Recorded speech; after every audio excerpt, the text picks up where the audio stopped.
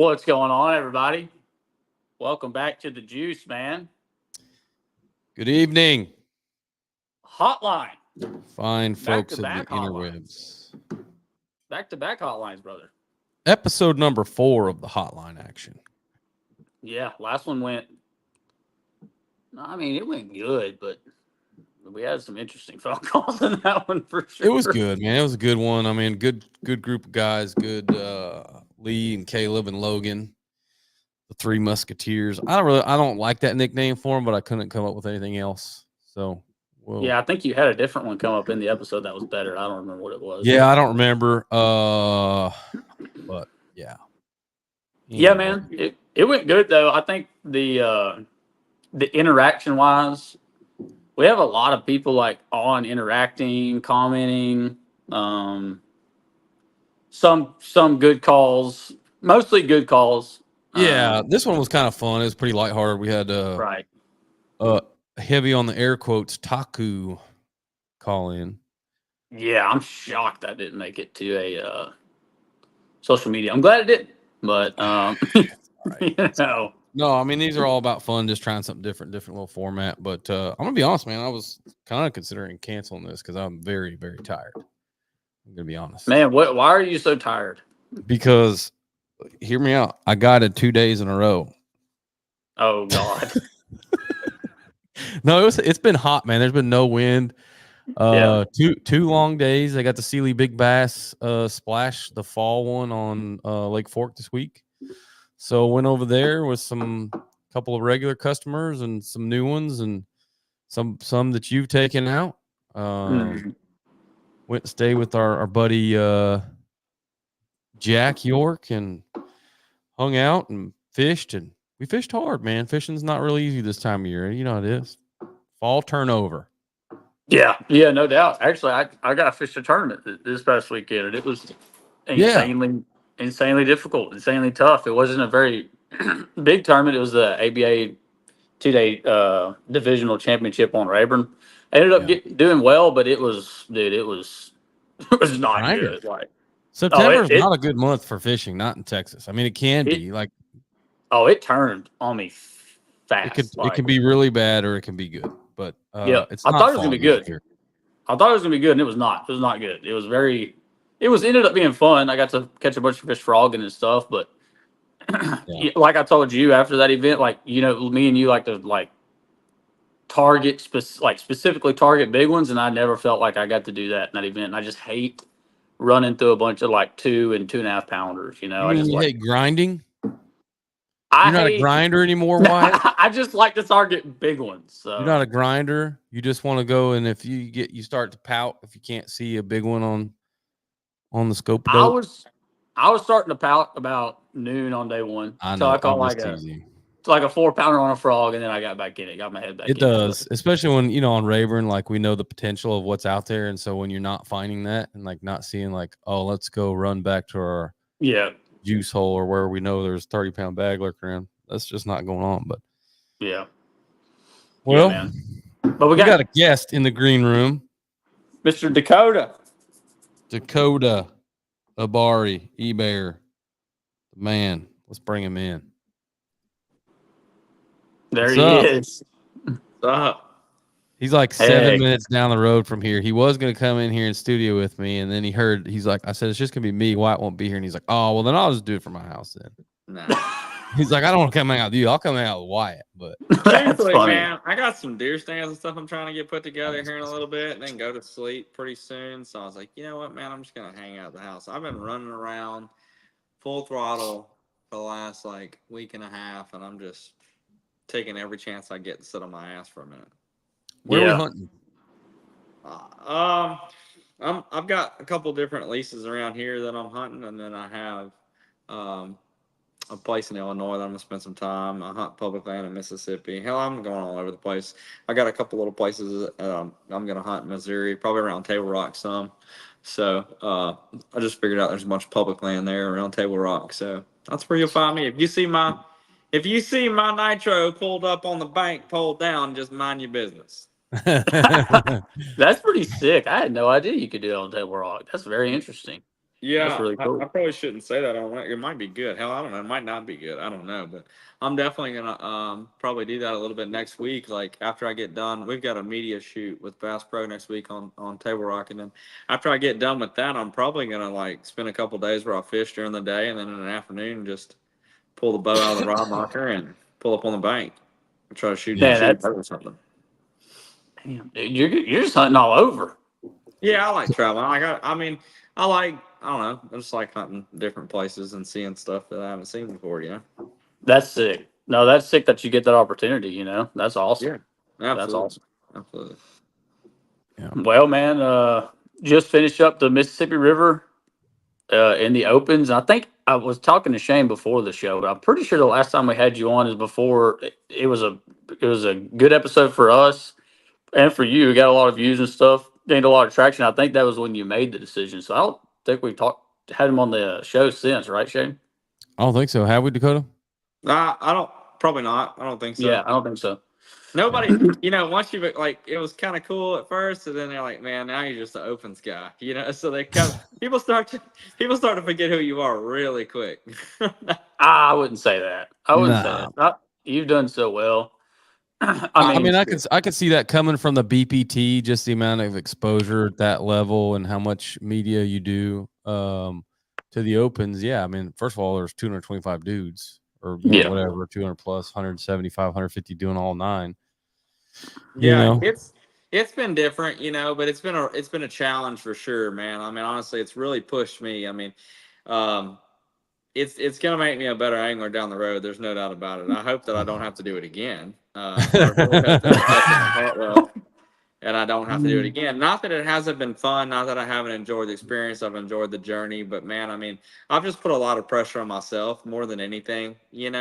Probably worse at at this time than I ever have before in my career. Like, I was talking with somebody earlier today about it, and they are just about fishing and this and that. And they're like, man, like you can handle the pressure. Hell, it wasn't too long ago you were stressed out about where you were going to sleep that night and how you're going to have enough gas money to get home. And so at least you don't have that problem anymore. And I was like, yeah, that's true. But then it was like all the pressure was on me. Like it was it was on me. But now everywhere I go, somebody's like, man, we can't wait to see you at the elites. We're excited for the opportunity that you have. And we're like, everybody's all like, yeah, we're so excited for you to make the elites and all that. Like, so now I feel like I have the pressure of the entire fishing industry. Kind of been building. Yeah. So, and that's fine. It's part of it. It's just something you got to deal with. And it's just, it's part of fishing, it's part of the job of being a professional angler. I could see that. Yeah, I could see that because every time I turn around on social media, hell, I mean, even today I shared that we were having you on, and I think somebody commented they were excited to see you on the elites, and it's like, it's like, not hold over on. yet. We still got one more, and I know you're sitting in a good position, and to make it, and I have the utmost confidence that you will. But I think that just comes with being like you said, man, like you built yourself up to not only be like, I mean, really realistically one of the best anglers in the world. So, and you got that that notoriety. So like, I get it. That probably does come with it, but I can only imagine the amount of pressure that adds to yourself, because more than, well, Shane knows, he did it firsthand last year in the opens. It's a roller coaster, all 9. It's crazy. It's crazy. It's a different world. It's totally different. It's not like any other tournament trail that exists. You know what I mean? It literally is its own animal. So now that you're kind of in it, would you say it's probably the hardest circuit to fish as far as trying to qualify anyway, trying to finish in the top 9? Man, the invitationals are they're very competitive too. I mean, why you fish those? I mean, like they're very competitive. I'm not taking away from those guys. What I found is that there is so much talent all the way through the industry. I mean, like through the fishing. I mean, there's so many guys that aren't even going. Obviously, we know plenty of guys here around Rayburn and stuff that are phenomenal anglers that could compete as well as anybody on any stage that there is out there. So there's such good talent all through the fishing industry, and there's a challenge no matter what. I mean, just like you guys. I mean, you are some of the best there is on Rayburn, and you've won some of the biggest tournaments there's ever been on Rayburn. But yet, if you go fish a Tuesday night jackpot with 8 boats, you may or may not win. Yeah. Oh, so, yeah. so it's all relative, man. Like it really is, Yeah. it's so but I will say that it is very competitive, to answer your question without a shadow of a doubt. It's been a huge challenge, just the sheer number of boats, 5 days of practice, the amount of the effect that we have on a fishery in 5 days with 200 guys running around in circles and then making those adjustments and all that stuff. It's just, yeah, it's a lot for sure. Yeah, that's totally different, bro. That's Yeah. like I said, I don't think there's a tournament out there that exists that way. Like that many boats, that many days of practice.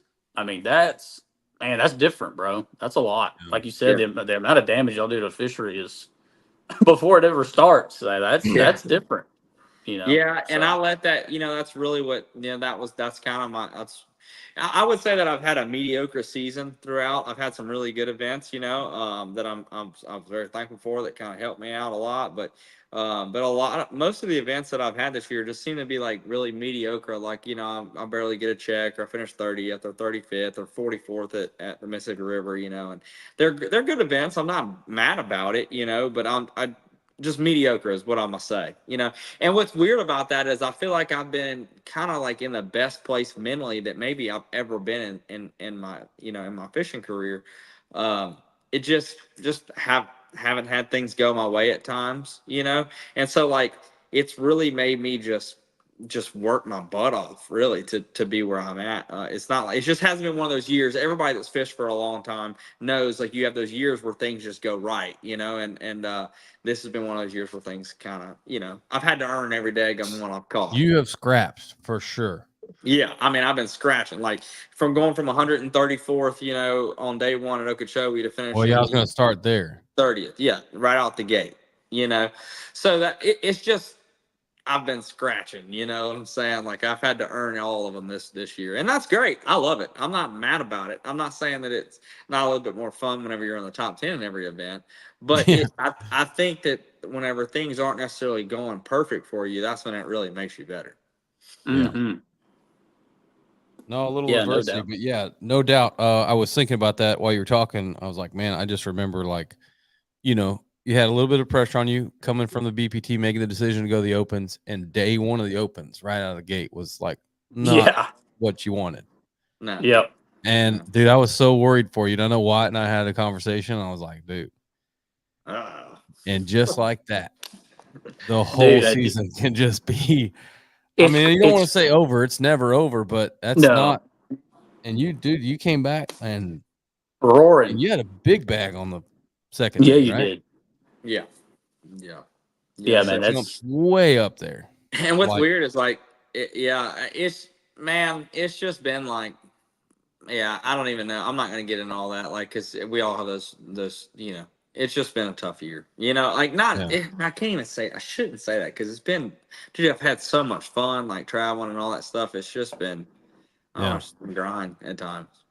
yeah, yeah, for Yeah. sure. I know what we just saw it with our buddy York. It's like he's had a really pretty stout. Had a top 10 here and there, and was I sitting think in you a had good two. You position. had two top tens this year. Yeah, which a lot of times, unless you stay steady, it seems like in the opens you kind of, like I said, unless you stay steady, you kind of need some of them to back you up for some of the subpar finishes. And man, we saw it with Jack. Like he had a pretty good year, and it came down to just one day, and he's still in it. It's not over yet, but like he was sitting right there in that top 9. It's like one day, and it Yeah, was just that's a it, man. I mean, it can come down to one day, and it's going to come down to the final 2 days of Hartwell. I mean, there's there's only there's 10 points separating 10th and 7th where I'm at. So, wow. like, yeah, I mean, you could finish 20th. I could finish Yeah, 20th at Hartwell in 7th place right now and not qualify for the elites. yeah. Man. I could go finish 20th at Hartwell and not qualify. No, I was just looking at the points, and it seems like really it's probably only the top. I mean, really, other than Fothergill, Well, I would say that top for the three.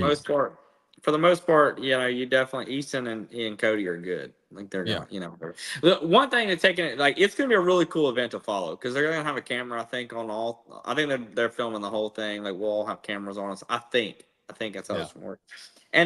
But the thing about the top 10 guys are, like, they're all so daggum good, and they're so good with like with forward facing sonar and all that stuff. So like Hartwell kind of falls into all those guys' wheelhouse. And, I mean, it's something I've been really successful with too. I'm really looking forward to Hartwell. Like, I'm excited to get to Hartwell. Like, I'm looking forward to the challenge. Like, I want to go try to win Hartwell. Like, that would be freaking awesome. Yeah.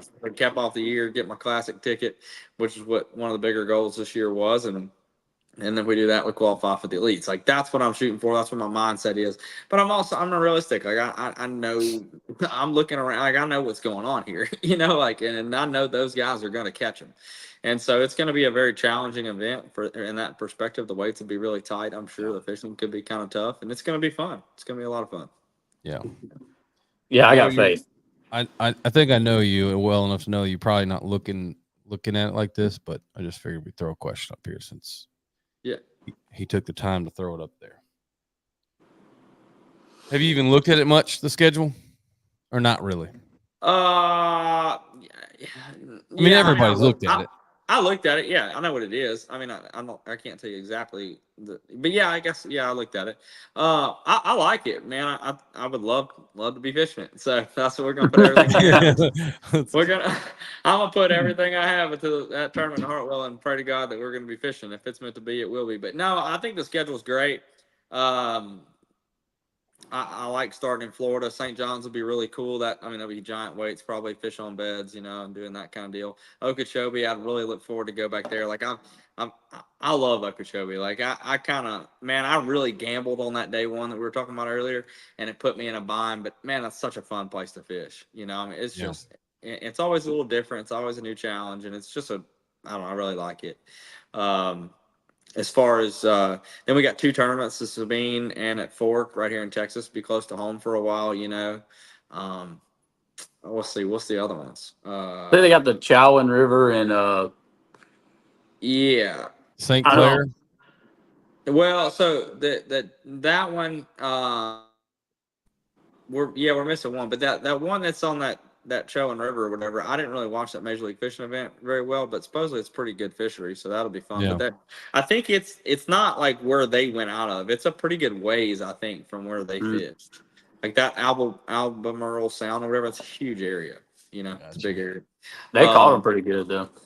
Yeah, La Crosse will be good next year though. Again, obviously, St. Clair's always fun. I think we're missing one, but other than that, I mean, and it's then Hartwell. Hartwell, yeah, Hartwell in that time of year will be really fun. I'm not really a guy that complains much about the schedule. Like I don't. You just want to fish. Yeah, just tell me where we're going. Let's go. You know, some of them are tough, some of them are fun, some of them catch a lot, some of them you don't. But hell, that's what makes it fishing. You know. Yeah, for sure, bro. No doubt. Well, I don't want to beat on this too much, but I had a conversation with Jack about some rules. There's been, the fishing's in such a weird place right now anyway, right? With all these, with the FFS stuff, which I don't want to open up that can of worms. There's plenty of content out there about that. We get it, whatever. But there's, been some rule changes in the whole information thing and not information. I know you and I had a conversation about that right when they announced it, and then they revoked it, and it's been all kind of confusing. And I think everybody's just trying to figure things out, right? I'm not trying to like point fingers at any organization or whatever, but y'all gonna make me make some people mad over this, and you knew that. You're so sly about it. You were just like trying to. No, ain't nobody trying to make anybody mad. I'm just like, open that door. Make anybody mad. We're just peeking in here, man. We're just taking a little peek because it's. There ain't no peeking in that door. You know you're gonna open up a huge can of worms. You knew that. We don't have to open it. I know you, bro. I know what you was doing. Look at Shane's face. He can't even look at the camera. Look at him. He's like, listen, it's kind of weird. It's kind of weird, but let me back you up. Let me back you up to the no information and the switching of that. Because, I know you and I had some conversation, so I know you had some conversations with other people. Most guys just don't get it, man. Like, they think really, like, they're stuck in this, like, little little box, you know? Yeah. Like, listen, man, I'm all for no information. Like, I'm all for that. Like, I think that I don't even use my own waypoint. So we talked about that. Like, if I had a tournament tomorrow in Rayburn, I wouldn't put a single waypoint on there probably. Yeah. You know, live scope helps that, right? Like it is like it's a I don't know. And then like so the tournament I won on Rayburn 2 years ago, last year, whenever it was, seemed like a lifetime ago. I caught those fish off a place that I never fished before, and I don't know if anybody else ever fished it either. I don't know if it's community hole or not. I never seen anybody fishing there. The big bag that I caught this year did well in the Toyota series. The second one, I didn't do that good in the Invitational, but I did well in the Toyota series. Caught an 11-pounder on day 2 or whatever. Never made a cast in that spot ever in my life. You know, like it. I figured out a new pattern that I've never done before on the lake, and I did it. You could kind of run it all over the lake. It actually was pretty patternable. It's kind of cool. I like to fish freely. I don't want to be tied to old waypoints and history and all this stuff. I don't care that Albert blasted them in 2008 in this place, and like it used to be good and everybody fights over it and all that. Like I mean I know some of them places, but I don't. Well, I'd rather go find them, right? So I'm all for the no information and all that. Okay, try not to get too long-winded and all this. If there was a way to enforce that and for it to be that way, then by all means, let's do that. But we all, since I got in this industry, however many years ago, I've heard veterans of the sport and guys that have been around a while. Everybody, you've heard fuss about somebody cheating, right? Mm. But it ain't what's changed? Who's stopping them now? You think just because Bass made this change the rule back, you think they just quit cheating again? Like, and I don't know. I'm not accusing anyone of anything I don't know to be a fact. So this ain't got nothing to do with anyone in particular, because I'm not like that. Sure. But I know as well as everyone else that there are people that get information. They bend the rules as far as they possibly can. They do all this stuff, and when they do that, and that happens, the stricter you make those rules, the only thing it does is the guys that continue to bend them are going to continue to bend them and going to continue to break them. And the only thing it does is hinder the guys trying to follow the rules. Like that's the people that suffer from stricter rules. And at this point, when we can't enforce them. Okay, because that's the problem with our sport. Most of the time when somebody gets caught cheating, it's because somebody said something and heard something and they whatever. It's not like concrete evidence, right? Yeah. If you fail a drug test in professional baseball, they have a freaking drug test there with your blood and everything else in it that tells you that you're over a certain level of whatever drug or whatever it is you're supposed to be, not using, right? But how can we really enforce the no information rule in fishing? Like, how can we really do it? You going to polygraph the whole damn tournament field at every event? It's not going to happen. Yeah. You going to polygraph the entire field through the course of the event or through the course of the season? Not going to happen. And then you catch somebody, then they fail a polygraph. Did they really is it an accurate test? Does it matter? Does it hold up in court? So then they take them to court, and then they win in a court of law because the angler wins in a court of law because the polygraph don't hold up. Then what are we going to do? Yeah. That's the reason why Bass changed the rule. Bass changed the rule because they know they can't enforce the rule. Nobody's been able to enforce the rule since day one, and they still can't enforce the dadgum rule. Yeah. And the guys that are suffering from it are the guys that are trying to follow the rules. And that's, but at the end of the day, so when they changed it, I was like, oh, whatever. When they changed it back, I was mad because I was at an event on day 2 of practice, and all of a sudden my rules changed for the event that I was in. And not only that, now my rules were different than 180 other competitors that I was fishing against. So now, I have to stay in my little box, which, like I said, I don't really care. But I can't talk to even Casey. I'm staying with Casey Ashley, and I can't even talk to him about how his day was. But yet 180 other guys are sharing waypoints. Yeah. So that's why I was pissed, because it pertained to me in that moment at that time when my rules changed in my tournament in the middle of practice. But I think it's like kind of a slippery slope situation, man. There's not really a good solution. There's both sides to it. I get both sides to it. I understand we're trying to protect the integrity of the sport and all this stuff. But, man, I don't know. It's just there's a lot of I don't know, a lot of stuff that I can't really. No, I mean, don't you're have 100% right. It's a almost impossible rule to enforce. Shane, you want to explain that though? Like what you talked about, what you heard about that open, and what or Dakota, what you're exactly referring to there? Because I don't think a lot of people realize. Well, I mean, there was really two rules. We're kind of mostly talking about the rule change that Bass put on. Everybody saw that, and they said that you're allowed to get information till the first of the year. And he's 100% right. The reason they did it is they felt like they were leveling the playing field, allowing everybody, all right, you guys want to go hustle up information. They your did that, and that did level the playing field. But guys were like, and that's what guys wanted. Guys wanted a black and that's the thing. Like guys were like, we just want a black and white rule, black and white rule, black and white rule. Here's your black and white rule, and all of a sudden guys were like, whoa, And like that's the thing. Like I can, like I have people that reached out to me and was like, hey, the rule's different now.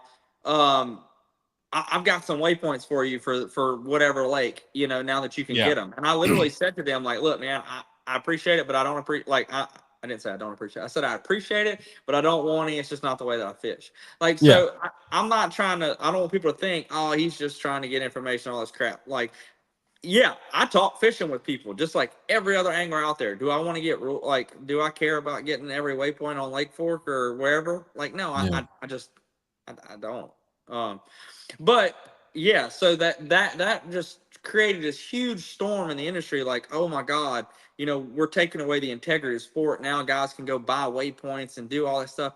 But at the end of the day, like, I just don't know how much that really matters. Like, I don't, as an angler, I don't care if somebody else can go buy waypoints. Like, I don't know. I just don't, like, because I feel like I can take my live scope and I can go to a lake I've never been to before and I can go find my own daggum fish. Like, and I don't think that somebody chasing around somebody else's dots is going to beat me. Now, at one tournament, they may, or in two tournaments, they may, but over the course of a season, I don't think a guy can beat me running somebody else's waypoints. I just don't. Just solely relying on information to carry him through. I don't see how I don't think a guy can have a career solely, not in this day and time.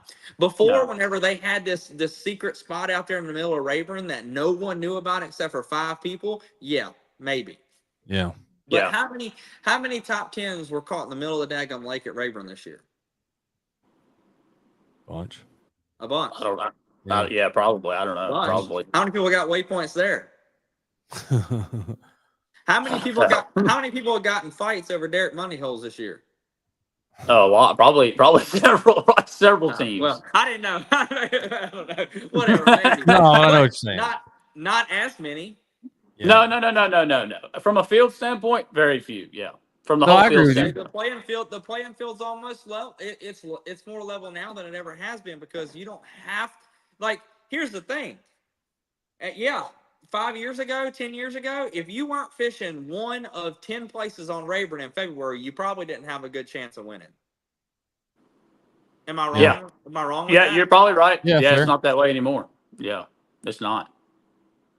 So I'm just saying the power of a waypoint's not as big of a deal as it used to be. But at the same time, so me personally, I would rather so we're going to Sabine River. I don't know jack about the Sabine River. Never been there. Okay? I don't know anything about it. All right? Now, so the rule, they changed it back. I can't get any information. Fine, whatever. So I'm going to go spend some time down there. I'm going to learn how to run around and everything else and all that. And, I'll figure it out. But let's just say that they didn't change it back. Okay, so let's try to see how I'm going to say this. So, I would rather be able to reach out to somebody and say, hey, man, where's them barges at that everybody hits? I do know that because it's a fun. Everybody's always like, man, not my motor off of that barge down. I think there's some barges or something somewhere. It's a sketchy place to run. I'd rather at least be able to be on the same playing field as everyone in the field and say, hey, where can I run and where can I not run? Where's some sketchy areas to run, whatever. And at least know where I'm going, whatever.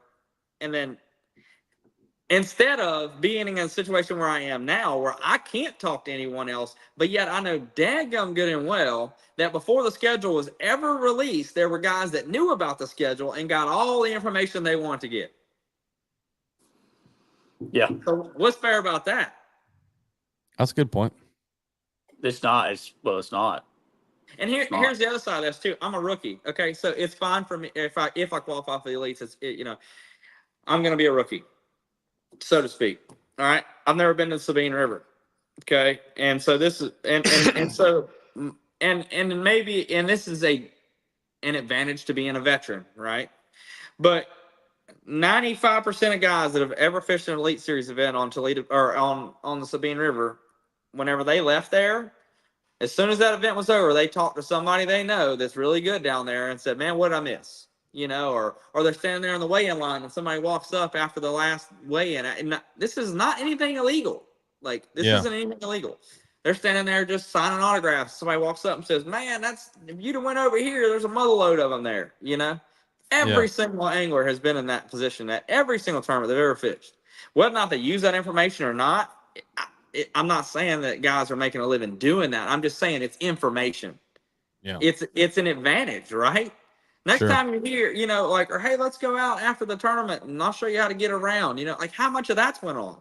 Yeah. So I'm just saying there's no information as soon as the schedule is announced is not accomplishing what they think it's actually accomplishing. There's still lots of information traveling around that has traveled around for the last 10 years of them going to Sabine River. And so like it's not a level playing field. Yeah. And I'm not even asking for it to be, because I know that in reality it never totally will. Fishing's, it's just like every other sport. Sport's not like life ain't fair, right? Like I use this analogy all the time, and then I'm gonna get off my soapbox.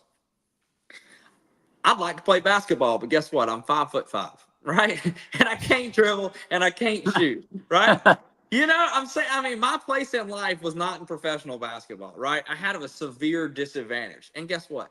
It ain't fair, but life ain't fair. Like, it's okay, Yeah. So, like, fishing ain't ever going to be totally fair. It's just part of it. You just got to deal with it and roll on, work your butt off and do the best you can. And it is what it. But when we have all this controversy and all these people that are like, oh my God, like, I don't know. In the same breath, too, I'm no good at basketball. I shouldn't have any say in professional basketball, right? But if I get on social media enough and I freaking chat it up enough, I can have a say in professional fishing, even if I can't catch a bass or never competed in a professional bass tournament. Yeah. So, and it just, I say all this I'm not just trying to get on here and fuss and make whatever. I say all this because all that drama and all that negativity, it negatively affects my companies that I work with. It negatively affects Bass Pro Shops and Lose and the industry as a whole. It negatively affects Bass and you and your podcast and everything. Like, it's just a bunch of just. Yeah. I get it. Honestly, you touched on something there. I feel a little worn down this year. Yeah, everyone does. They're like, man, Oh yeah, drained. The whole sport is just like, man, we're just and that's okay. So we're all drained, and most of it is over just complete ignorance. Yeah. Like, Yeah. Yeah. No, that's a fact. And I'm probably gonna step on some people's toes here in this deal, but I'm just I don't see how you do that. No. No, I think everybody in the industry that is tired of it. We have a podcast and we have to touch on some of this stuff, even though sometimes we don't want to. But we try to stay positive. But it's like you said, man. Honestly, a lot of people through social media that are negative, they really just have no reason to be, and unfortunately, that's just the sport and the era, really, for whatever, not just outside the fishing industry. That's the era we're in. We're in that social media era. But Shane, I wanted you to touch on that other rule that for the opens though that we didn't, because I don't know if anybody knows what we were talking about. Yeah, so I talked to Jack and Dakota had a brief conversation about it, but I guess because of the schedule, so the way the rule reads, the no information rule reads in the elites is once the schedule is released, you cannot get information for that event. Well, they released the elite schedule with 2 remaining opens, and 2 of Right. the remaining opens happen to be on the elite schedule next year. So that makes an interesting conundrum for those that are about to qualify. We don't know who's going to qualify. We got a pretty good idea. It's starting to shape up. We got 1 tournament left.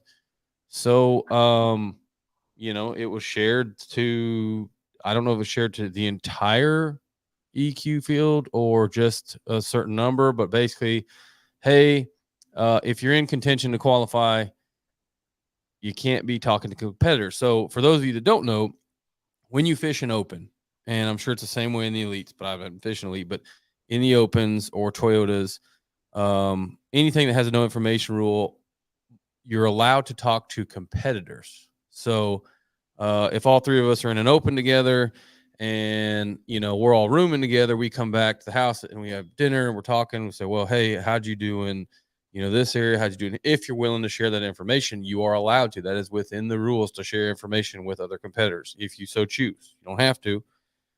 But they were basically informed that if you are in contention to qualify, you cannot get information from competitors for the next 2 events. Well, that's tricky. That's big time tricky. Next to impossible to enforce to start. Probably already happened.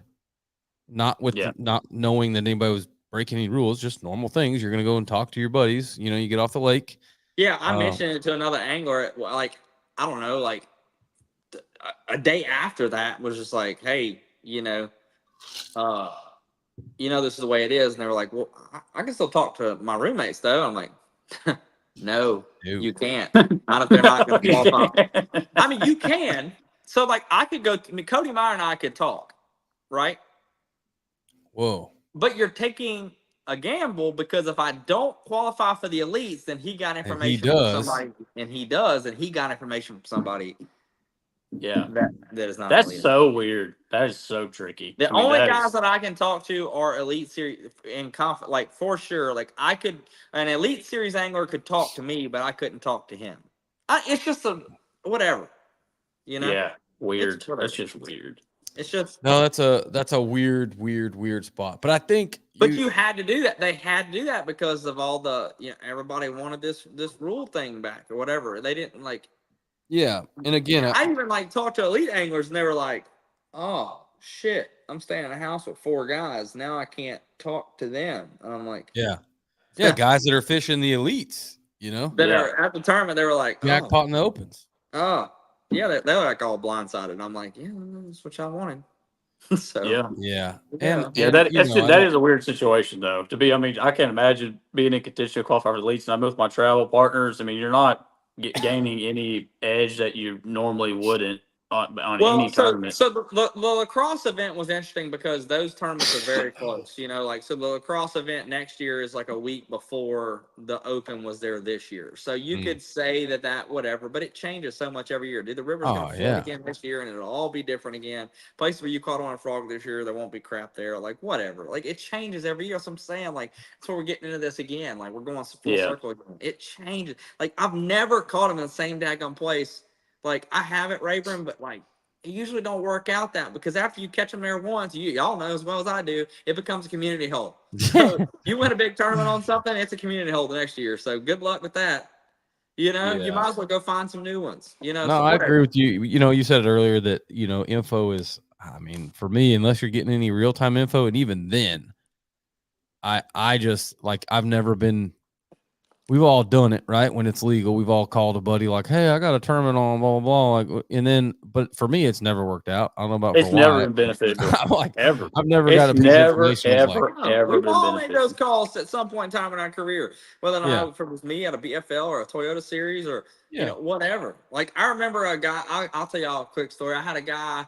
I was staying with. He was a friend of mine from college. We had a Toyota series event on Kentucky Lake. This was back several years ago.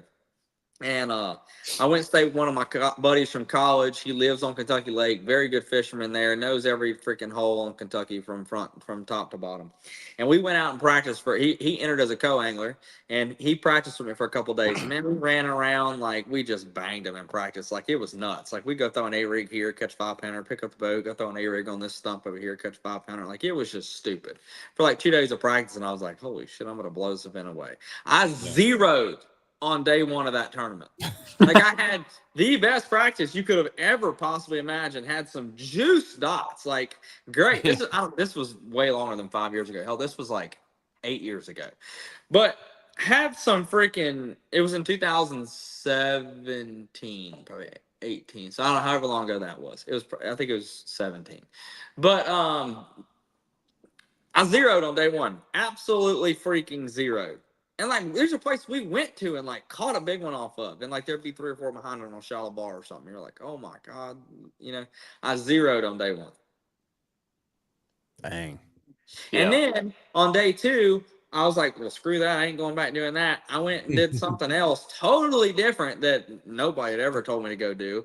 And I caught 18 pounds, and the tournament was so tough that I still got a check. I think I finished 20th or something, like 20. Wow. I still got a check. And I zeroed on day one. That's how tough Kentucky was then. But it doesn't matter. The point being is that it just doesn't. It don't work like that, man. And if you think that it does, it just don't. Now there are situations I've heard of guys just like there are definitely situations where it does benefit people, whatever, like in a certain circumstance. Someone runs 102 miles down the river to pull up on a place that nobody's fished in 6 years, and whatever. It happens, but I don't see that being like a way that they can just. I don't see that having longevity for a guy. Like I just don't. Like I agree. I have the same thoughts. Like I don't really care if you want to go get info, whatever, dude. Go ahead. I just don't care. I think the biggest deal now and where we're at, especially like when you look at the opens and really any multiple day event, but especially a multiple day event with 5 days of practice and fish getting the hell beat out of them, at least the easy ones. Like the biggest deal in fishing right now is like, how do you adjust in the middle of the tournament? Like that's everything. And it always really, for me, I think that's where the best of the best have always shined. Like, hey, bro, it's 11 o'clock. I ain't got but whatever in the box, or I ain't got nothing in the box. They make an adjustment, figure something out late on day one, carry that over to day two, learn some more. That's where you see the guys that do the best. You almost always see it. It's rarely, at least for what I've seen, this person knows about this and then they go do it and it works out. Like, man, rarely, you know what I mean? And I've seen that in big events, like huge events, so. Yeah, multi-day events, it just changes so much. But at the end of the day, like if I had to say, I want black and white rules, right? Yeah. I want a very defined black and white rule, okay? And that's all there is to it. And like I can assure you that 95% of all the Elite Series anglers had the schedule. And I'm not saying anything bad about Elite Series anglers. I'm not saying they're not guys of integrity. I'm not saying anything. I'm just stating facts. Most of those guys knew the schedule before the schedule was released. Yep. There's bad apples in every bunch. Or at least parts of it. Pretty good ideas. Pretty good ideas. There's bad apples in every bunch out there. Them guys were getting all the crap they could get before the schedule got released. Yeah, that's kind of a little gray area right there. That's a gray area, but we created that, right? Yeah. But we got rid of it when we said January 1st. Yeah. Now, I'm not in favor of the information rule. I'm in favor of the gray area that comes with the no information rule and the way that we can't enforce it as an industry in this point in time. Yeah. I also will say this though, like I want to be positive about something. Please do. Positive about anything. Yeah. I would say that we have. I haven't been negative. No. But I mean, it's just the reality of the situation. Yeah. It's just the reality. I would venture to say that we are at a point right now where people are like, oh, there's no integrity in this sport, blah, blah, blah. I don't think that's true. I think we're at a point now where we have an opportunity to hold people more accountable than we ever have before in the industry. Yeah. I think we have an opportunity to actually have, and we may actually have more integrity now than we ever have before because there's so many different ways of getting caught. Like now there's, for one, like they got guys just going around looking for somebody to blast on social media.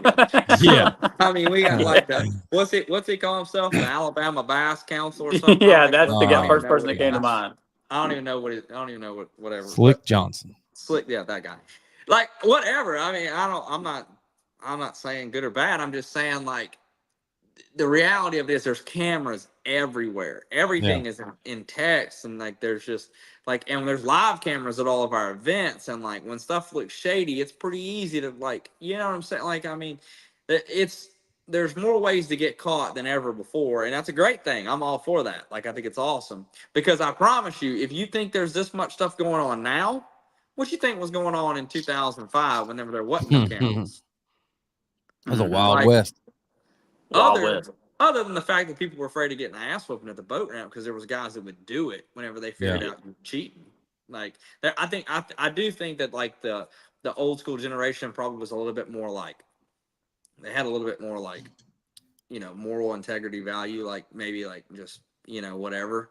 But Yeah. and they would yank a knot in your ass. They figured out you were cheating them, and like now we're just kind of soft. But like, No, yeah. there's definitely a lot of opportunity to get caught cheating now. Like we've seen it. We've seen guys get caught cheating live on Major League Fishing and stuff. I mean, there's just a lot of opportunities to hold people accountable for the rules now, even more so than ever before. I mean, like we're supposed to have GoPros on all of our boats at most professional events, I mean, so like if you're out there going to get fish out of a basket, you're going to get caught, like you probably, Yeah. Well, now with the multiple organizations, I think that also opens the door for organizations to set standards. You know what I mean? Yeah. To stand apart from other ones. Like, hey, you might get away with it over here, but you're not going to get away with that over in this league. So, I think I feel like a lot of guys kind of like that was a big thing in MLF, but now like guys, you hear just as much chatter about it at BASS. I don't really think there's, I don't know how much that's really going on. I think there's a lot of, I don't know. Yeah. I mean, just got to keep your head down and fish, man. Not worry about it. I mean, as hard as that sucks, I mean, you can easily get stuck into it.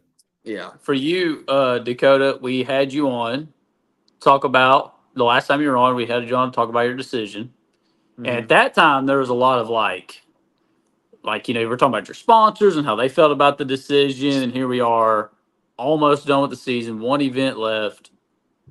How does that picture look for you now? Like, obviously, I know you're not going to tell me that you regret the decision. I don't think you're going to say you're happy with the decision. You've already, mentioned the fact that you think it made you better. It's really been tested this year.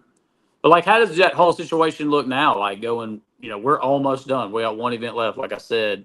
And I just want to I guess just touch on how you feel, like how you're feeling now, this far into it versus the way we, when we talked to you before the Opens ever started. How does that picture look for you now? Yeah. It's probably I want to say it's the same, like in a way, but it's not, because I know that I either have to qualify for the elites, or I'm really gonna have to, step it up from a social media perspective, which I need to do anyways. But that's just kind of, man, that's kind of like I have some great business partners, and I'm very thankful for each one of them that I have, and I think I work with some of the best people in the industry, and like. I wouldn't change a thing. I just want to do a good job for those guys. The cool thing about it is that we have an opportunity now with all the different ways of the new age marketing, right? With our phones and our social media and our videos and our posts and our reels and everything we can do. Like, I can be just as effective for those guys fishing the opens, really. I mean, and to a certain extent, I want to be on the biggest stage in bass fishing, but that's kind of a me thing, right? There's reality of it is you got guys like Tyler Anderson and other people that are doing it, I mean, look what Milliken did before he ever was an Elite Series angler.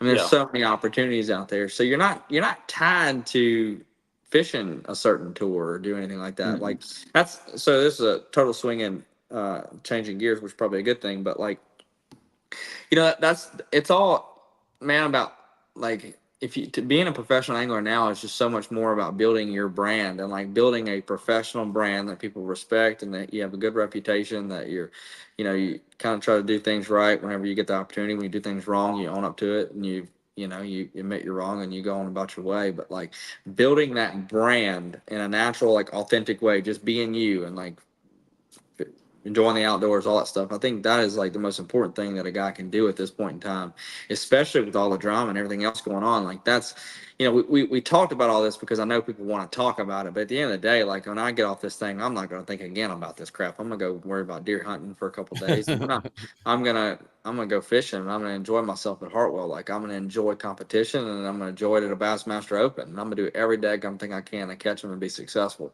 And I'm gonna enjoy every minute of it. The stress, all of it. Like I may not say it at the time and I may not act like it at the time, but the stress and everything else is what drives us to obviously be successful because it's not easy. That's why I love competitive bass fishing. The rest of all this crap about what we can use and what we can't use and what the rules, I don't care. Just tell me what the damn rules are at the end of the day and let's go. I think that if we put a little common sense into things, it could be simpler and we wouldn't have to have all this drama. But from a perspective with sponsors and stuff, man, everything's still good. Strike King and Luz have followed me throughout the entire season doing the Kings of Bass. We're following this process of trying to qualify for the Elite Series, and that's been a lot of fun. They've produced some amazing content. It's on YouTube. If you haven't checked it out, please go and check that out. So Strike King, Kings of Bass. And then they're going to really amplify that next year with some of the Elite Series guys and really follow them along. And I think we're going to do almost like a reality series, with some anglers and stuff, probably leaking a little bit of information there, but it's going to be really good, man. So I really, they do such a good job at producing some of the best content, I feel like, in the industry. Their production team is second to none. We're just trying to get it all kind of figured out and all the logistics behind it for next year and stuff. But hopefully I'm in it because hopefully I qualify for the Elite Series. But they're great, and then obviously Bass Pro and Nitro have been great with me this year, and I'm looking forward to working with them, again next year. So Absolutely, man. Well, I guess the only other question I would have is like for guys that are looking to fish the opens, your experience and like going into it, knowing what to expect, because there's a lot of like I don't want to say cliche answers, but some people try to make it out to be like it's all roses and daisies over there, and the reality of it is it's very tough and it's very competitive. But you're before you ever step foot in the opens, you were. I mean, like I said, me and Shane picked you. We were one of the guys. We're like, hey, that's our one of our picks, one of our top picks to make the elites. I'm sure you were on many of other lists. I know you spoke about that pressure earlier, but like the expectations and what to go into the opens, because it is different, man. I guess that would be something that would be cool to hear from your point of view because you've been to a lot of places and seen a lot of things. So I guess just any advice for people looking to fish the opens, maybe even if it's some younger guys coming out of college, because it could be a whole new world for them. So expectations and the reality of it would be cool to hear from your point of view. Yeah, man, I think that it's hard. It's hard for me to say what like I know that a guy needs to do because I didn't do it either. Like I had so much pressure on myself whenever I was fishing those coasters back in the day, trying to qualify for the FLW Tour and all that stuff, and or the Toyota Series now, all that stuff. So, like, man, but more than anything, like, I don't know, you've got to just go to those events, man, and just focus on fishing. Like, kind of stay in your own lane, do your own thing. Like, don't worry. Even if you can get information, like, it's not going to like help you out in the long run if somebody else does it for you. If you want to fish the opens and you want to be potentially one of the best anglers in the world, you want to put your name up there with Paul, Nick, and Kevin and all those guys, right? Ain't nobody else going to do it for you. They're not. Best thing you can do is go fish. If you want to fish all the opens, if that's the avenue you want to go, you go in all 9 of those opens and you just enjoy them and you fish and you have fun. And if it's like, if it's that to you that you just can't get enough of it and you want to get better, if you do it on your own, do it the hard way, get your ass kicked in a few of them, like you're going to learn from those ass kickings and you're going to get better. And it's just a slow process. It's not an overnight success story. It's really not. Like, it's always funny when somebody comes up and they're like, man, like you just showed up out of nowhere. I'm like, yeah, I did. They didn't, because they didn't see all that. Like, they're like, No. it's because you didn't know who I was 3 years ago. Like, but Yeah. that doesn't mean that I wasn't fishing. It Yeah. doesn't. So like, it's man, it's just about time on the water and like just figuring out who you are as an angler, your brand from a marketing perspective, and then like but more than that, like figuring out your style of fishing and how you can be successful on the water in tournaments, making decisions from check-in or from takeoff till check-in, and can't nobody else do it for you, like no one else. Like find a I would recommend like find someone that you can trust to, and that you can have a good time with, and that you have the same kind of business goals in mind. Travel with them to cut down on expenses. Don't go out freaking drinking and to the bar every night and getting drunk and all that crap like half them guys do. I'm like leaving the restaurant at like 7:30, and like there's guys just like shooting beer, and I'm like, can we fishing tomorrow? Whatever. I just can't. And there's guys that do it well. Like they'll catch them the next day. That's not been me. It's never has been me. And then they're fussing about how much money they spent in the event. I'm like, yeah, you had a $200 bar tab. You goofball. So like my thing is, man, just like if there's a younger guy, especially like the college guys and stuff, or a guy that saved up some money, go and do it. Like just be smart about it and have fun, and like just stay in your own lane, do your own thing. Play by the rules, and if you break a rule, which you're going to do at some point in time, inevitably, admit to it. Like call the tournament director, be like, "Hey, man, I didn't have my kill switch on," or "Hey, I forgot to do this." Yeah, use the net. I used the net. I wasn't gonna say that, but yeah. You didn't buy your fishing license, whatever it is, man. Just take it on the chin and go home. Yeah, pays off. Pays off. It does in the long run. I promise you, it's one of the reasons I'm not. It probably has, yeah, and I'm like I said, I'm not, dude, I've done my fair share of dumb things, but trying to just at least admit when I'm wrong is probably done more for my brand and my career than anything else. Yeah. And especially in a world where there's all this controversy and stuff. I'll say this too. These guys that are marketing managers for big companies and sales managers for big companies, you don't think they're paying attention to this crap, and they don't know who's who and who's got a good reputation and who don't? Yeah. It's not really that hard to get good sponsorships these days, really, if you just kind of act right and catch some bass. Like it's just, I don't know. That's my biggest thing that I can preach to these guys that are coming up is that, like, cut the crap. Like, don't try to take shortcuts. Don't try to bend the rules. Just do what you're supposed to do and enjoy the damn outdoors. Like, enjoy fishing, enjoy these tournaments, and have fun with it. And if it's meant to be, if it's something that you're really good at, you're going to excel at it. That's just all there is to it. If you put in the work. Yeah. I totally agree, man. Being yourself right now in this industry, because people are sniffing out people that are fake, and they are like, they'll sniff you out. They will. If you're trying to be somebody you're not, they'll call you out. Yes, they will. On social media. Yeah, that's what it's there for. All right, I'm gonna throw this question up. I'm gonna keep it brief though, just because I don't want to be a part of the rumor mill at this point. Is the open format changing next year? Have y'all heard anything about that? I've been hearing about this all stinking. Me and Shane were talking about this earlier, bro. All stinking year. Dakota and I have had conversations about Wyatt, Daryl, Jack. I mean, well, truthfully, I didn't know anything about it until you said something to me about it yesterday. That surprises me, but Dakota, you're next level, brother. You do. Yeah, well, Dakota's going to be on the leaks next year. So. I kind of live under a rock, and I just try not to pay attention. Yeah. You try to keep your head down and do, like you said, do what I came here to do. I came here to fish this, and I'll, I don't, and I'll let Dakota answer this. I mean, everybody's heard the rumors. I mean, people on the inside are hearing rumors. Slick Johnson put out that thing. Honestly, tangent here. I don't like that. I don't like what he's doing, putting stuff out there before it's, it's out there. That annoys the ever-loving crap out of me. It gets clicks, though. It does, but like, dude, that's not your place. That's not your place to announce that. Let Bass announce that. He gets clicks, bro. Come on now. I would love to go ahead and leak private conversations I've had with people at the organization, but I'm not going to do that.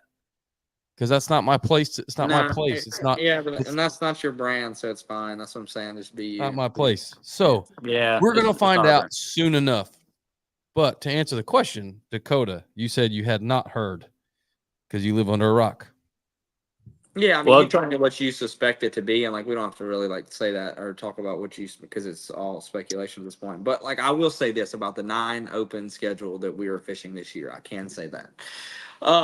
It's a dadgum grind. Like, and it's and like people are like, well, the Elite Series are 9 events. Yeah, but they're done the second week of August too. You Yeah. know, yeah. so we started, end of January. Here we are. We're fixing to be in October.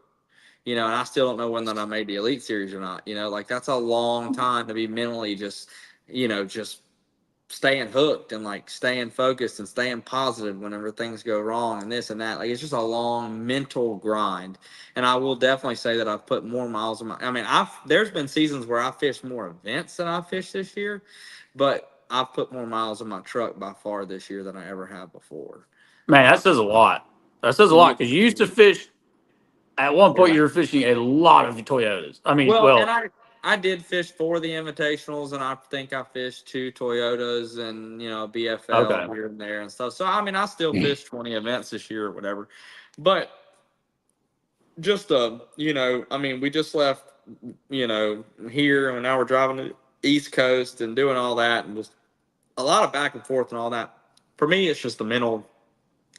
Like it's something that I'm so daggum like passionate about. Like I want to make the Elite so daggum bad, and like having all this time in between events is just like a man. I mean, like ask my Torture. girlfriend, like I just walk around in circles in the house pretty much. Like I'm just like stir crazy as hell because I just want to do it. Like I want to Yeah. go to like I'm just ready to get it going. Like I don't Yeah. like I Yeah. don't like Yeah. to wait, you know. And it is expensive to travel that way. Like see, like on an Elite Series schedule, like you're gonna go. So next year, those guys are gonna go to St. Clair, and then they're gonna have a week in between where they're gonna go fun fish around somewhere else up north, and they're gonna go right 6 hours to the west to La Crosse, and then they're gonna go home for the year. So like it's not as much back and forth and this and that. So for a guy to do this, it is pretty grueling and expensive. And then throwing in 5 days of practice, like I'm sure they're going to probably change that. I know they were trying to like adhere to like the working man guy and like give everybody an opportunity to get out there and do whatever. But at the end of the day, like they didn't, because now everybody's expected to go 5 days. So you got all this travel expense and everything else. It's just, Yeah. 5 days. I don't think that. I don't think that was the best format, the best model to give a guy an opportunity to qualify for the Elite Series. But I do know why they did it, because they figured if a guy can they said if a guy can make it through this, like he'll be Yeah.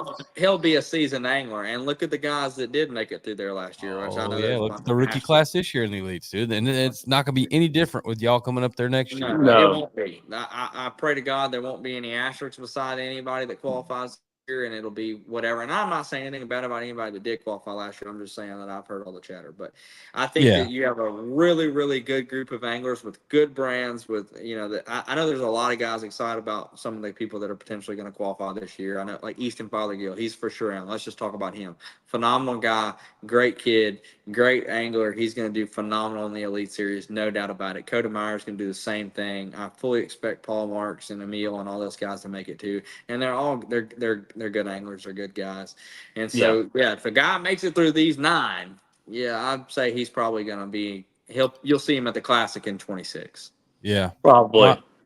I definitely agree with that. It definitely lets the cream rise to the top. You're getting really, really seasoned anglers that know what they're doing. There's no question about that. Yeah.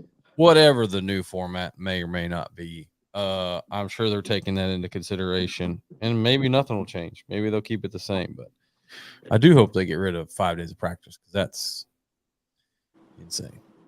Yeah. The only thing I will say that sucks for guys like Shane and I is like, bro, we still don't have a decision or a schedule. Like, Yeah, that does that's suck. oh I god. mean, it sucks. I mean, it does. I mean, I mean, we're almost you know, October. I Come mean, on. dude, I mean, whatever. I'm not. Look, I'm I don't want to say anything negative. I'm trying not to be negative at all, but like they should have released the daggum open schedule 2 weeks ago instead of the Elite Series schedule, and none of this would be an issue, quote unquote, because we wouldn't even know where the Elite Series is going next year, so Hartwell wouldn't be an issue. And me fishing Hartwell next week ain't got a dang thing to do with what's going to go on there in April of next year. So I don't know why. You know what I'm saying? Like, I don't. Like it's just whatever, but I just speaking from. I know there's guys out there that have considered the opens like me and like Shane and I. You know, depending on what they do, because that's not we don't know what they're going to do. We don't know where they're going. It's like, I think man, it they're really probably is a still year. working on it. I mean, they're still working on it, probably. Probably, They have maybe to they be. are, but they still don't They make it have any to more be, but easier. it doesn't do us any favors, guys that are sitting in the wings waiting to see, like, Yeah. all right, let's say they make a format change and the entry fees go up, and now, oh, by the way, your things are due in 60 days. So now I have 60 days to go and round up sponsors, and Yeah. we don't know what the opens rules are going to be as far as the FFS stuff goes. I just ordered all my grass for my new boat. I went all 12s with, not that I was running anything crazy anyway, but maybe I would have ordered bigger, but maybe I'm worried about a 55-inch. Let me circle back to what I was saying earlier about like Well, I think we got a caller here. advice Do to we? everyone. Yeah, go ahead. Hold on. Oh boy. One. To send a voice. Hello. What's up, fellas? How y'all doing? Good. How are you, man? Oh, doing good. Man, I kind of jumped on to watch y'all for a second. I know y'all are talking about kind of the open schedule and not knowing what to fish, and it all kind of being chaotic. But man, I mean, y'all being from around Rayburn and Toledo and this part of the country, I mean, is it more beneficial now to kind of stay at home and just get good around here and fish stuff like Champs or the Belt Series with that going, and Texas Team Trail? I mean, what's the incentive in trying to go fish the open, spending all that money, fishing lakes you don't fish all the time? I mean, that's a huge expense. I mean, that's most people's yearly salary is probably, I say most people, a lot of people, is yearly salary. I mean, it's probably 40, 50, 60 grand to fish the opens and travel and, hotels and all that. I mean, why not just stay at the house and guide and fish around here and, make your money and all that, Yeah. That's a great question. That's a great question. And that's a conversation Wyatt and I literally have on the daily. And we have these conversations with Dakota. We have these conversations with all our friends that fish at every level there is. And I think the answer is honestly probably different for each individual. Some people are very goal oriented and, have goals in mind. Like I would, something I want to do. I want to fish a classic before I'm done. One of the best ways to get there is through the opens. But if you look at financial decisions, I'm married and have kids. Wyatt doesn't. And so we're in two different places. So I think it's based on the individual. But if you want to know the honest reality as far as a financial decision, I mean, we are very blessed to live in a part of the country where there is a tremendous amount of opportunity for anglers to make substantial money fishing at the local level. That's not the case for everybody across the country, though. I don't think every state's got the resources we have. So not to give you a long-winded answer. I was going to say, AKA Todd Castledon. He's a prime example. Yeah. No, but you mentioned. I think it's like it really depends on the person and what your goals are. Like, man, what do you want to accomplish out of fishing? Like, is it just being on the water more, or is it being at the Bassmaster Classic, or is it being an Elite Series angler? Like, it all comes down to like what drives you, because each person that's a little different, right? Like me personally, I didn't want to be the local hammer, and that's just me. And I'm not saying, like, I have the utmost respect for what Wyatt and Shane are doing now, and Derek and Jason and all those guys. Like, I look up to those guys, like, and they've taught me a lot about some of the stuff that I do off, at other fisheries. But I want to travel and like I don't know, I just always want to travel and see what else is out there. That was just me. Like, that's what my goals were, but that doesn't necessarily make them right for the next guy that has a family and kids and a good job. I didn't have a good job. I just got out of college, so it was just, it's all relative to that person and what your goals are. Yeah, I think for me, you spoke on the real question was like about being from Rayburn and Toledo area and the financials. Yeah. And that, dude, I mean, there's no doubt in my mind. Like, really not, take Rayburn out of it. Just the state of Texas in general. Like me and Shane were traveling the state this year and did well across the state. And the money we made this year was amazing, right? And that's not always going to happen year to year. Um, and I think the only lack that fish like doing well locally and doing well locally, the only me and Shane literally had this conversation today is like, and I know on the elites and stuff that these guys, not all of them, but there's some top guys that get pretty good sponsor dollars and make a really good living before they ever make a cast. I understand that that's like, not only do you have to make the elites, not only do you have to do well in the elites, you have to do well in the elites for a long time. You have to build your name, build your brand. So that does take time, but the opportunity is there for sure.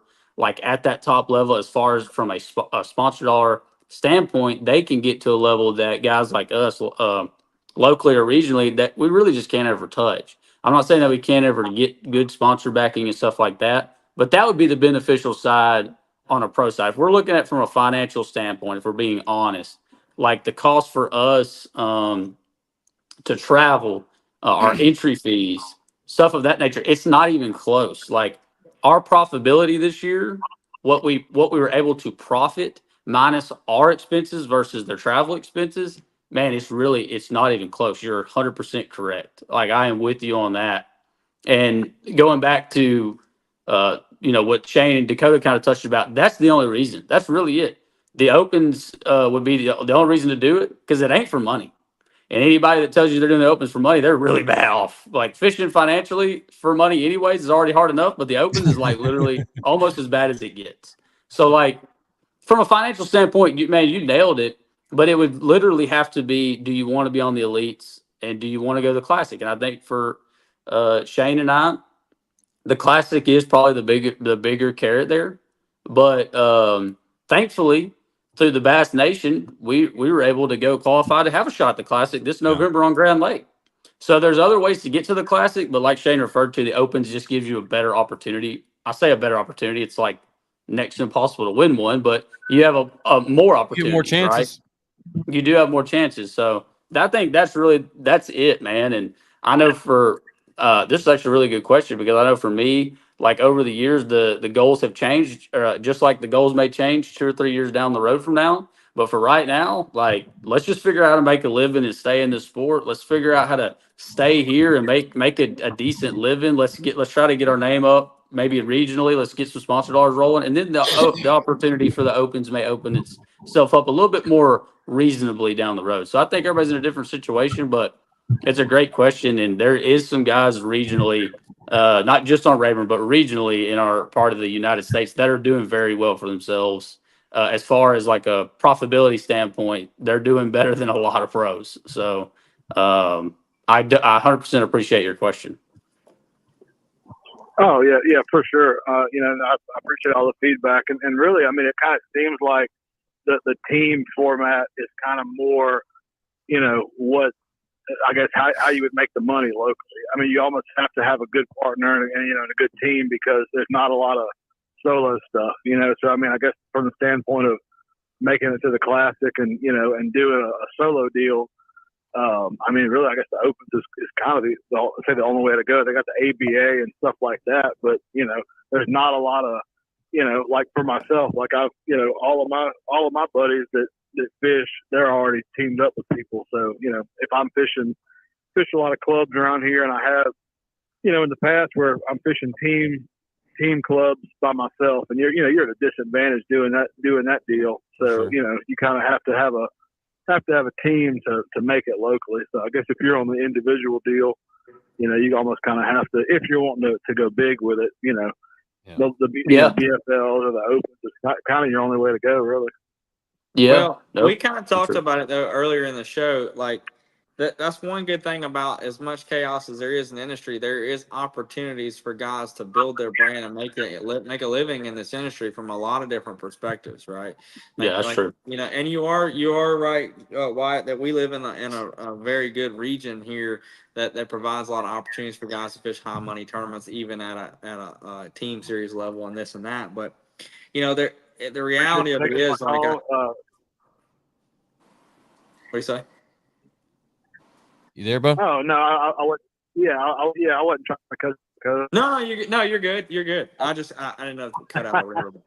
No, but Yeah. I will say this though. Like, the reality of it is that there's a small percentage of guys that make it in this industry, that are really successful but it just, whether you're at a local level, like, look how many guys are fishing the belt series, and look how many guys, look how but the opportunities are there. That's what I want to harp on. Like, the opportunities are there, whether you want to be, there's only a small percentage of guys that make it to the Open. There's only a small percentage of guys that make it,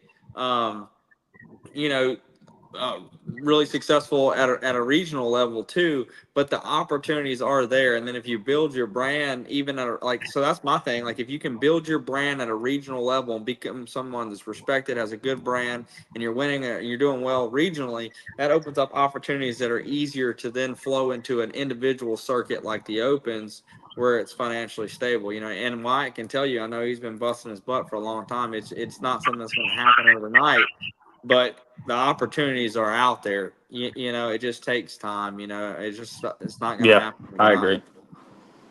Yeah, I agree. Yeah, what the Dakota, man, it's awesome to see you kicking ass and taking names, and to go from the local level around here to the MLS, and be competing every week, and just to say screw it and hop out of that to fish the Opens. That's a set of balls, my brother. So you were definitely a badass, and I hope you can finish strong and make the cut, and then go put it on the elite boys. So good luck, brother. Thank you so much. I appreciate it, man. I really do. It hasn't always been easy, even when it might have looked pretty, and I've taken my share of ass whoopings myself. But it has been fun, and I do really appreciate it, man. All right, well, y'all be good, man. All right, man. Appreciate you, man. See you. All right, well, that was good. That was good, man. I think we're gonna have to do a whole separate episode. Yeah, I think we need to do a whole separate episode about teams and the how team tournament fishing is like, the drama in that, and then like it's almost like a marriage, and it's crazy. It's just different, man. So that'd be really cool to do that one day. But I heard. Hey, who's married to who in this situation here? Me and Shane marriage wise, we're married to each other. Yeah, but who's the husband? We're both the husband. I knew he was gonna ask. This is 2024. Who's the boy? Who's the girl? I don't support that, man. Hey, as long as the check cashes, I really don't care. I just don't care. I don't care. That's awesome. That's awesome. Y'all like to throw me under the bus when you get the opportunity. I figure I'd put a little heat on. Dude, that was not the bus. That was not throwing you under the bus. That was we've had some good conversations, but no, that's a whole episode, man. He touched on something too there, like just how hard it is to find a team partner. That's yeah. Dude. Well, Dakota touched on it too. Like, bro, to do well regionally and do well professionally, like, you're still gonna have to sacrifice and put in this amount of time. You think these dudes out here on Rayburn and Toledo and in Arkansas, Alabama, whatever, you like, those guys they're sacrificing, putting in ass loads of time. They're hard to beat, maybe even harder on their home weights that they spend more time on. So it's competitive, bro. Every which way you turn, you're not getting away from it. You're just not. Which, just kind of like, it kind of like with everything kind of going on, like, there's not a clear path at times, but like, if you're building your, like, if you really want to have if you want to have a place in the industry, like, you have to focus on building your brand, right? Like in a positive, like I said, authentic, like, natural way. Like, so And if you can do, I mean, there's been several guys. Like I'm not gonna. I mean, I mentioned Milliken, but whatever. Like I don't even know Milliken. Like I never even talked to him. Like I don't know. Maybe you like him, maybe you don't. I don't know him. I don't even know if I like him. I'm just saying. I might love the guy. I'm not saying anything about him He said, I'm personally. not loving. I'm just saying. Like I know the guy was really successful, and he never even like before he ever stepped foot on a professional stage. So they just Yeah. tell like, and he's a 1%er. Okay. Yeah. But you guys are kind of like a 1%er right now with the season you've had locally, right? Like you're not just, you know, it's dude. If you want to be the best real estate agent around here, how competitive is that? Yeah. You want to, everybody's around here is building like houses, wanting, they're all putting in bids. Who's the best guy at building houses around here? I think it's Right. just, dude, it's just life, man. It's competitive. Hard And work. the top, the cream always rises to the top, and there's only a few guys that really kill it and everything. Yeah. You find your place in it, and find out how you can be successful and go freaking kill it. Like just figure it out. If it's at the local level because you have kids and you want to be there at their baseball games on Tuesday nights, then dude, I have the utmost respect for that. Hope maybe that'll be me one day. Yeah. But I think that's the most important thing is like finding your place and like finding out what fishing is to you, and then you go and enjoying it and quit trying to pee in everybody else's Cheerios just because it doesn't line with yours. Yeah. Like, and that's what we run into. Like everybody's just trying to. Yeah. Well, that is the beauty of our sport. Dakota, you've mentioned this before, that there's a place for everybody in the sport, and that's the beautiful thing about our sport. And I mean, there's the team level in itself all over the country, dude. Like there is 1,010,000 team tournament anglers out there. This sport is huge. It goes beyond, just the MLF or Bassmaster or NPFL, whatever. It goes. It's so widespread, and that's why there's so many people in it.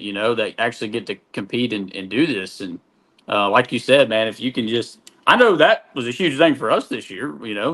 Shane wanted to go back to the Opens. I wanted to go back to the Invitationals or the Opens. Like we didn't get that chance, but we were like, you know what? It is what it is. This is the opportunity we have. We're gonna make the most of it. Like this is what we're gonna do. We're gonna put our head down, and that's the only attitude you can have. It really is.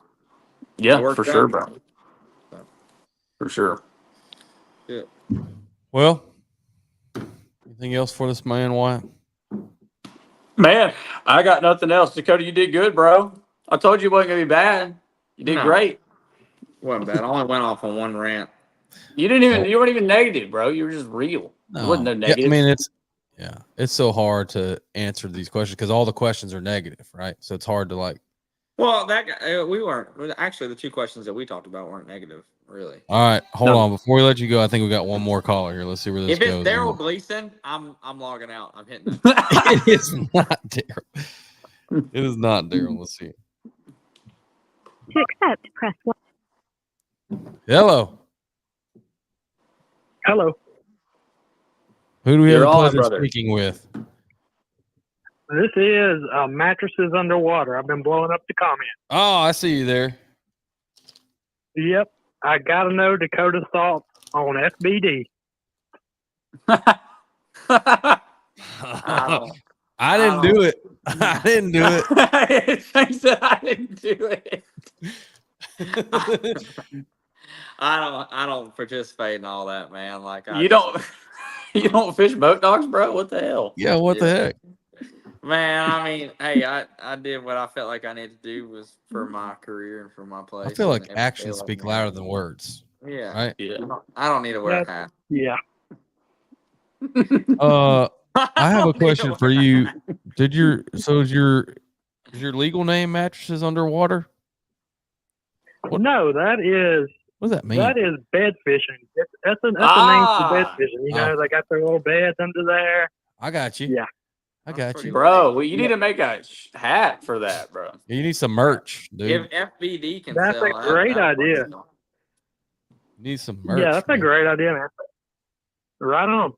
I'm You gonna should, use bro. that from now on, if that's Picture cool of with a you. bass sleeping on a mattress underwater. That's all y'all. Yeah, man. That's all y'all. Yeah. Heck All yeah. right. We're right on. Well, I had to sneak that in before y'all let him go. No worries, All man. right, We brother. appreciate you listening and calling in. Heck yeah, man. All right. Have See a ya. good ya. one. Man, Dakota, you're lucky. We're just not getting callers at the end. There's no telling what would happen if we let them keep coming. Yeah. Taku might show up here in a minute if you hold Yeah, on. you're lucky. You're lucky some of the meme pages haven't called in tonight. We get some wild ones every now and then. You know, White asked me, he's like, "Did you tell Dakota what we were doing?" And I was like, "Not really. I just told him we would do it on live. I didn't say we were going to open up a phone line." Well, Which he has did been great. pretty quiet. I think everybody's watching the big game tonight, the Jets versus the Patriots. I don't That's know if not a anybody's big watching. game. That game I sucks. was being sarcastic, obviously. I'm Yeah, gonna man. go. Don't get me finish started putting my on. deer stand together so I can go put them out in the morning and then drive back to Missouri.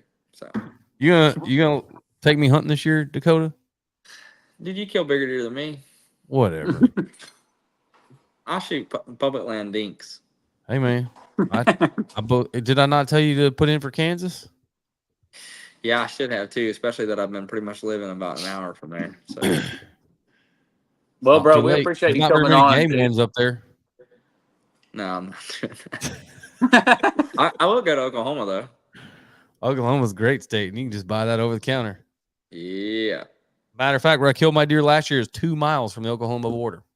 2 that's miles. what I'm Wow. saying. A deer can walk 2 miles, no problem. No No problem. problem. Your deer probably ate some Oklahoma acorns at one point. Probably had Oklahoma corn in its gut. Damn, No. Dakota, you don't hunt another Rayburn public land anymore? You're done on that or what? No, I shot one last year on it, like opening weekend. Yeah. Is it pretty tough hunting? No, Yeah. Not when you're throwing yeah, like corn yeah, out there.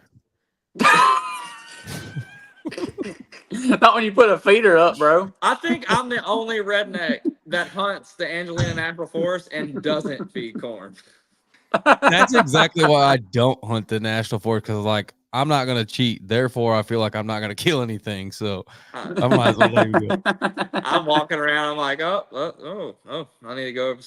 Oh, ain't hunting here. Yeah. Because I'll be the dummy that goes and sits somewhere by it, and old Mr. Green Jeans comes walking up. It's like, that's your pile of corn?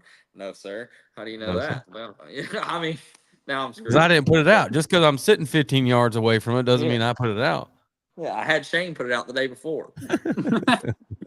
That's awesome. But no, yeah, it's fun. You see a lot of deer. Not a lot of guys hunt it, but and I'll probably make a hunt or two. But I got on some deer leases around here that I've been kind of fooling with just because I like having stuff to do. I like kind of putting food plots in and scout, and then I want a place to take my mom or my girlfriend or something like that, or maybe Shane. Yeah. I give so I don't know. Just need some back straps, huh? That's right. You'll have them. Well, we appreciate your time, Dakota. You killed it. You did a great job, man. And as always, we appreciate your time. All right. See you guys All right, man. Have a good night. later.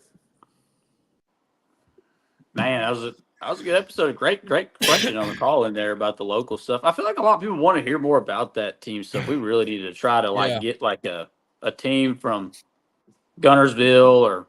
Well, yeah. So Chris, he said that we should, and every state has hammers. Mhm. We could get some Alabama dudes on Yeah. there, but yeah, That'd be sick.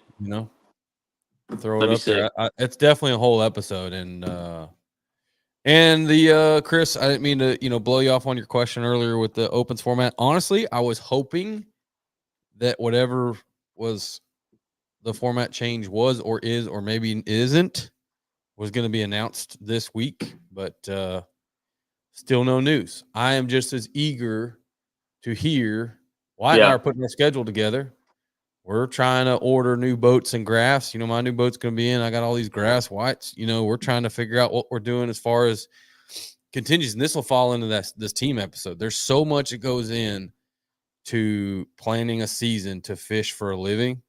Whether it's at the team level or the opens or the whatever, the elites, BPT, whatever it is, there's so much that goes into it. And I feel like our industry does a terrible job with time management because here we are, we cram everything in to October, November. September, October, November, it's like chaos. It's like November, December when you have to make your decisions and make what you're going to. I mean, it's crazy. Some of us don't even know what exactly we're doing until then. But I consider just freaking keeping my freaking boat and repowering it and just rolling on. I mean, just at this point, it's like, dude, what do you do, bro? I mean, what do you do? Yeah, I don't know, man. I don't know, but I do feel like we need to get better. And I get it. There's a lot of moving parts, and organizations work together, not just get to have scheduling conflicts. There's so much that goes into it. These tournament directors and organizations do a great job of. There's so many people behind the scenes, calling and setting all these schedules up. But man, this time of year is stressful. Yeah, dude, it's It's just stressful. I don't know another word to say. Yeah, it sucks because we're not done. That's why it's the most stressful. It's like we have tournaments left here, bro, like multiple. And it's like, golly, dude, you got to you can't go without a boat when it's tournament time. No, it's like, dude, Jesus Christ. Yeah, Whatever, man. It is. A lot that goes into it, but yeah, hopefully Bass is going to announce their open schedule. I think they're kind of the last shoe to drop, really. Yeah, no, they are.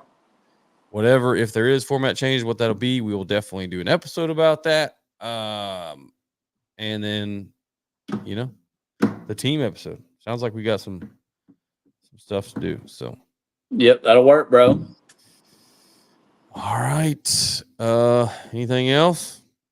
That's it, man. We're gonna do our AFCO deal. I don't know if you want to talk about that or not, but yeah, AFCO Bank Bag Day. Yeah, it's actually gonna work out really perfect because the Combs banquet is that night too. I don't know if you remember that. I know we're gonna be tight on that schedule though, because we're trying to tell people to be here at 6. The banquet starts at 6 in Lufkin. Oh shoot! So we're gonna be like literally, or just be a little late. Yeah, I mean you're used to that. No, you're used to it. Yeah, whatever. All right. Yeah, but be on the lookout. We're gonna do a little lake cleanup, AFCO Bank Bag. If you're not familiar with that program, go to AFCO's website. They do this all over the country, really. They have little yellow bank bags, and they were kind enough to supply us with bank bags and $25 gift cards. We're trying to do it with student anglers, college. There's an MLF college and high school tournament. We got, obviously Sam Rayburn. We got plenty of local teams here, so we're gonna have some of those young anglers come hang out with us for an afternoon and pick up trash around Sam Rayburn and get rewarded with a $25 AFCO gift card. So yeah, we'll post that. Probably have a few left over for the real troopers. Hopefully not. Hopefully there's just a line of kids showing up and want to clean up your lake. That's right. Be better.